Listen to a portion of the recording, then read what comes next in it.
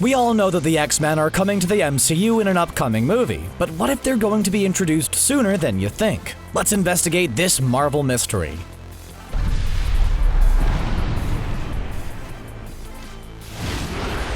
I've been investigating the MCU in deep cover for the past 5 months. By that I mean I bought the Infinity Saga Blu-rays. Still, I think I've uncovered the greatest Marvel conspiracy since the Morbius MCU mystery. Mutants are in the MCU, and they're about to be revealed. The first big opportunity that they'll have to introduce X-Men characters is the upcoming Black Widow solo film. In that, Natasha goes home and must confront her past. She also joins forces with Florence Pugh, who is 100% definitely not replacing Scarlett Johansson as Black Widow from now on. Let's be real, she totally is though. In this movie, she's going to come across several assassins and other widows who have been experimented upon. This would be the perfect time to point towards a greater conspiracy. Just as she's about to find out about what the experiments are, a mysterious assassin attacks and destroys the evidence. It'll be revealed to the audience that the assassin is none other than Weapon X, Wolverine himself. I know I'm supposed to be rooting for Tom Hardy or Keanu Reeves to play Logan, but those Daniel Radcliffe rumors were just so dang great.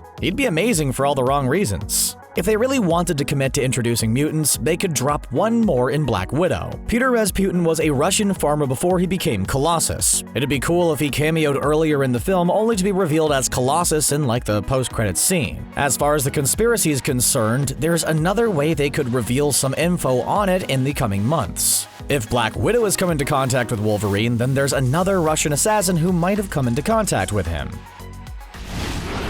In the Falcon and the Winter Soldier series, Sam Wilson is trying to live up to Steve Rogers' memory as the new Captain America. Apparently that consists of a lot of throwing a shield at trees. Everyone knows that Captain America hates two things: Hydra and those horrible, horrible trees. We don't really know what Bucky's journey in the series is, though. It looks like he's going to have to contend with Zemo again, but that's all the info we've got. If Wolverine makes a cameo in Black Widow, then it would be no trouble at all for Bucky to name-drop him as well. Now, if they were really cool, they'd show us a flashback of Wolverine and Winter Soldier fighting. That's probably a little too much for Disney Plus, though. Still, that would be a great way for them to keep the X-Men in our minds until they could really start dropping reveals. The show WandaVision is obviously the best way to start filling in some of the holes about what the mutants are. Wanda Maximoff was introduced in the X-Men number 4, so that technically makes WandaVision the first MCU X-Men series. Even though she has spent a lot more time in Avengers comics than she has among the X-Men. She's not all that popular in the mutant crowd. She's still famous for being the daughter of Magneto. This would be a pretty awesome thing for her to learn about herself in one of the trippy sequences the show is advertising. Legion was a trippy show about Xavier's son, so it only feels right that we get one about Magneto's daughter. This is where I would make a reference to The Gifted, but I'm pretty sure no one actually watched that show. Wanda could also be forced to face the pain of the experiments that gave her those cool red powers of hers. We know that Baron von Strucker and Hydra were doing something to her and her brother, but we never really found out what. Perhaps those experiments are the first real clue to the mystery of what mutants are in the MCU. Now, the biggest problem with the X-Men is that we haven't seen a widespread mutant problem in the MCU so far. I mean, there was a massive Inhuman problem in Agents of S.H.I.E.L.D., but nobody really talks about that. Is that show even still canon? There are many theories as to how mutants will come about, but I think that Marvel is going to do something different with the X-Men. The last X-Men franchise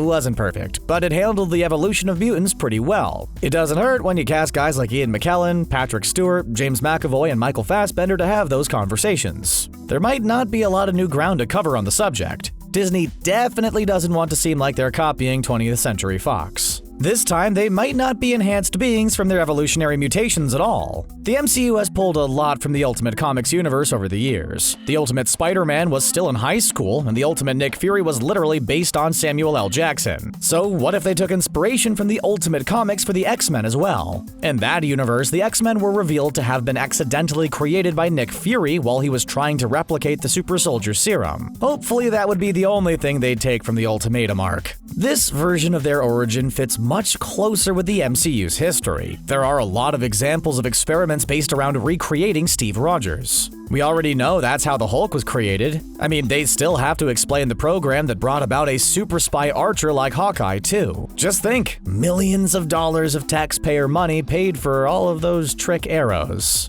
The movie Ant-Man and the Wasp introduced a character named Ghost. It's revealed that she was actually a victim of S.H.I.E.L.D. experimentation and even a soldier for them. While her powers definitely don't come from mutant abilities, S.H.I.E.L.D.'s interest in her shows how far they'd go to make another Cap. There's also the experiments from the Marvel Netflix series which could be brought under the S.H.I.E.L.D. mutant experiment umbrella. Jessica Jones, Luke Cage, and Kilgrave were all given their powers through shady experiments. Honestly, if all of Hydra and S.H.I.E.L.D.'s best were trying this hard and didn't create mutants, it would be disappointing.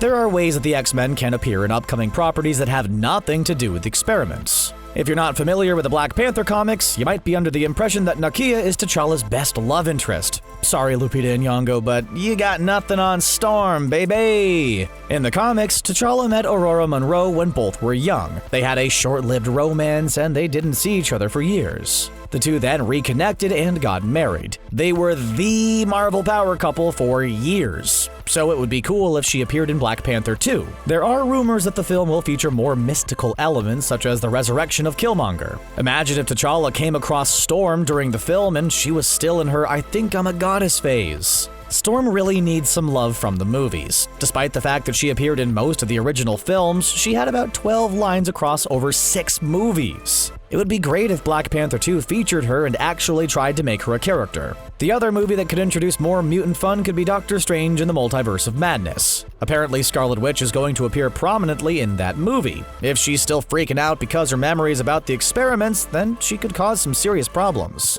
If you can't tell from WandaVision's trailer, Wanda's got some reality warping abilities. This was on full display in the House of M storyline, which had her erase most of the mutants from the Marvel Universe. So this could likely be a problem for Doctor Strange. Maybe she activates more latent mutants and throws the world into chaos. Doctor Strange might also help her uncover more secrets about her past or help her find her father. Though there's also the possibility that her and Doctor Strange will just reenact an episode of the Dick Van Dyke Show instead. Apparently, your girl's got mad love for sitcoms. The movie Marvel fans want to see an X-Men character appear in most is undoubtedly Captain Marvel 2. In the comics, the mutant Rogue comes into contact with Carol Danvers as she steals some of her powers. This allows her to fly and gives her super strength. You have to admit that would be cooler than the whiny Rogue from the original movies. Sookie Stackhouse from True Blood just didn't make for a good Cajun superheroine. There's no telling how Marvel could get these two rivals together in the next sequel, but there's a good chance of it. Fans are clamoring hard for the showdown, and the MCU does love it some fan service.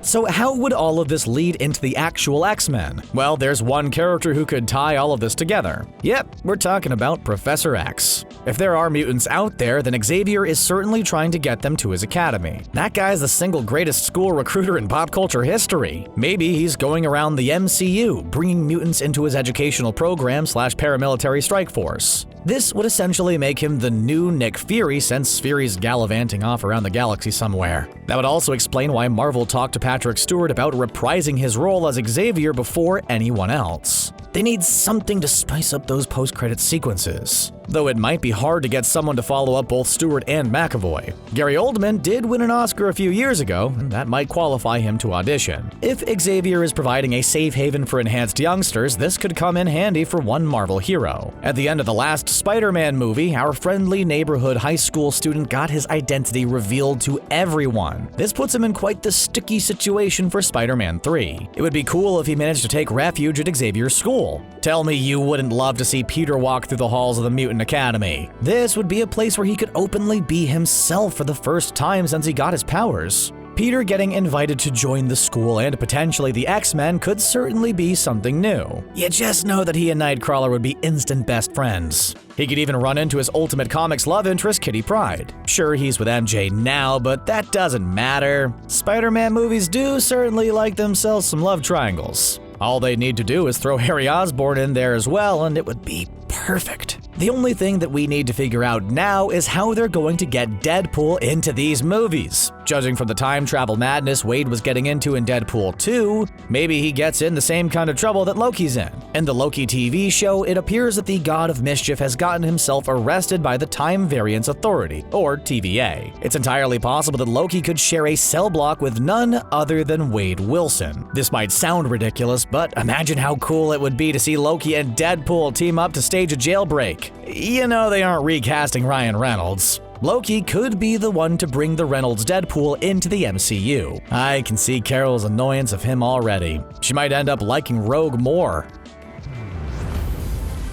Well, that wraps up my investigation into the mutant MCU mystery. What about you, MCU detectives of the internet? How do you think they'll introduce mutants into the Marvel Universe? Let us know in the comments below, and don't forget to like and subscribe to CBR. As always, thanks a lot for watching.